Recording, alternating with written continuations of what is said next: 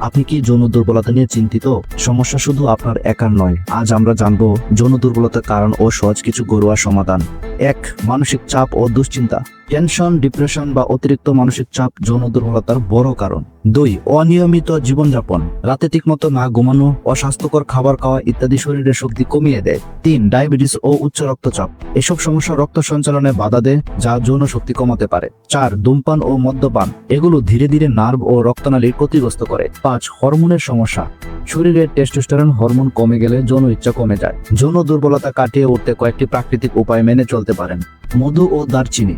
1 glass গরম পানিতে 1 চামচ মধু আর 1 চামচ দারচিনি মিশিয়ে সকালে খান।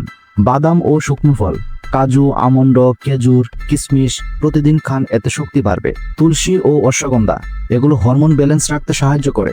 নিয়মিত ব্যায়াম, 30 মিনিট হাঁটা বা ব্যায়াম করলে রক্ত সঞ্চালন ভালো হয়। ধূমপান, মদ্যপান বন্ধ করুন।